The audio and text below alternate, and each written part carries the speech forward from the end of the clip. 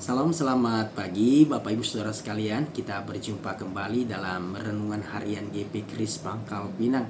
Bersama saya Guru Injil Eber. Mari alangkah banyak kita berdoa terlebih dahulu sebelum kita mendengarkan firman Tuhan. Mari kita berdoa. Bapa di surga, siapakah kami ini yang terus mendengarkan firman-Mu, mendengarkan suara-Mu. Terima kasih.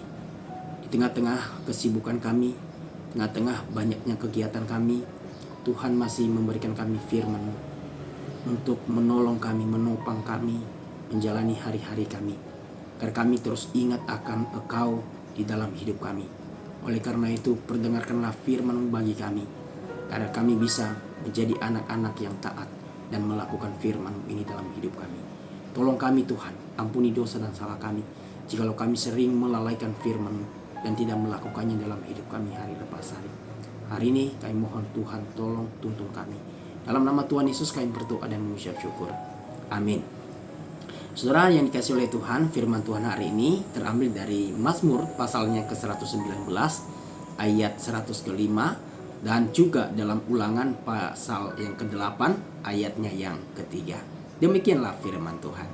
Mazmur 119 ayat 105. Firman-Mu itu pelita bagi kakiku dan terang bagi jalanku. Ulangan pasal 8 ayat 3. Jadi ia merendahkan hatimu, membiarkan engkau lapar, dan memberi engkau makan mana yang tidak kau kenal, dan yang juga tidak dikenal oleh nenek moyangmu, untuk membuat engkau mengerti bahwa manusia hidup bukan dari roti saja, tetapi manusia hidup dari segala yang diucapkan Tuhan. Saudara, saya mengawali renungan ini dengan sebuah cerita. Ada seorang wanita yang hidup sendiri itu membeli seekor burung kakatua dengan tujuan untuk menemaninya dalam melewati hari-harinya yang sepi. Setibanya di rumah, ia pun mulai memeliharanya dan ia sangat berharap supaya burung itu berbicara. Namun yang terjadi adalah sebaliknya, burung itu tidak berkata sepatah kata pun. Maka ia pun kembali kepada penjual burung itu dan mengeluhkannya. Burung yang saya beli itu belum pernah berkata-kata. Tanya si penjual burung itu, apakah burung itu memiliki cermin? Sebab burung itu senang melihat dirinya di depan cermin. Perempuan itu menjawab, tidak ada Pak. Sekembalinya dari tempat itu, wanita itu pun membeli sebuah cermin. Esok harinya tidak ada hasil. Ia kembali lagi kepada si penjual burung itu dengan keluhan yang sama.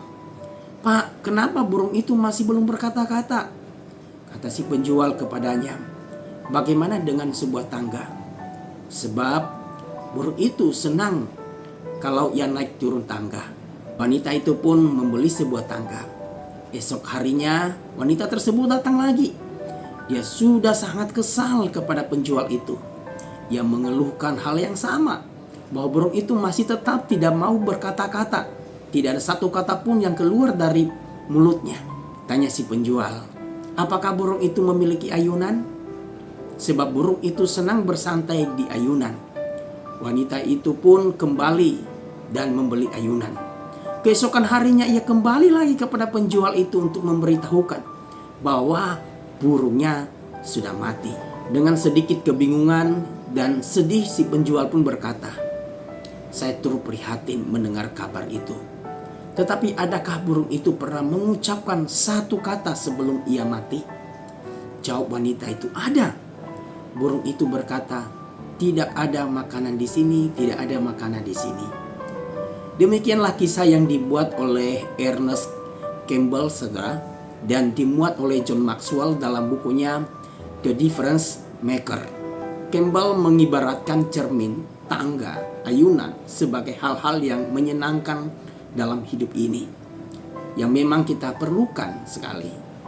Namun di samping semua hal tersebut, satu hal yang tidak bisa diabaikan adalah makanan rohani bagi kehidupan kita. Makanan ini harus menjadi makanan favorit kita sehari-hari. Seringkali orang-orang lebih mengupayakan hal-hal yang mendatangkan kepuasan bagi jasmaninya, bukan? Tetapi tidak memperhatikan sisi yang lain yang lebih penting dari itu, yaitu makanan rohani bagi hidup kita. Hal itu terbukti dengan ramainya tempat-tempat hiburan dan restoran, bukan?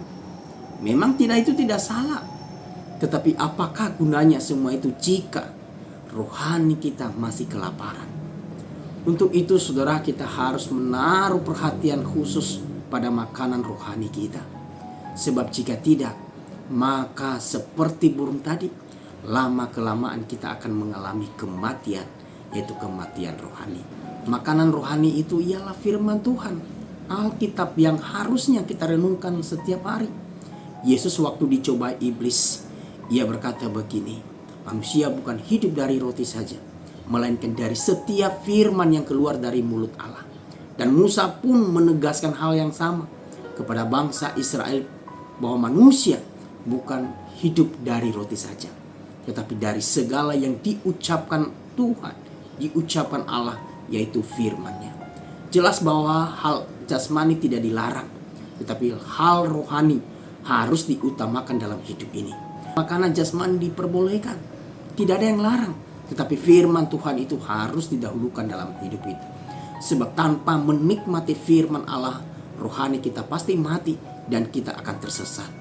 Dalam Mazmur tadi berkata bahwa firman-Mu itu pelita bagi kakiku dan terang bagi jalanku. Oleh karena itu waspadalah, jangan sampai kita mengutamakan hal-hal jasmani dan kita tersesat berjalan sesuai dengan kemauan kita sendiri, karena kita tidak mau membaca dan merenungkan firman Tuhan. Marilah kita terus bertekun memakan makanan rohani yang lezat ini, yaitu firman Allah setiap hari. Jadikanlah firman Tuhan ini menjadi makanan favorit kita hari lepas hari.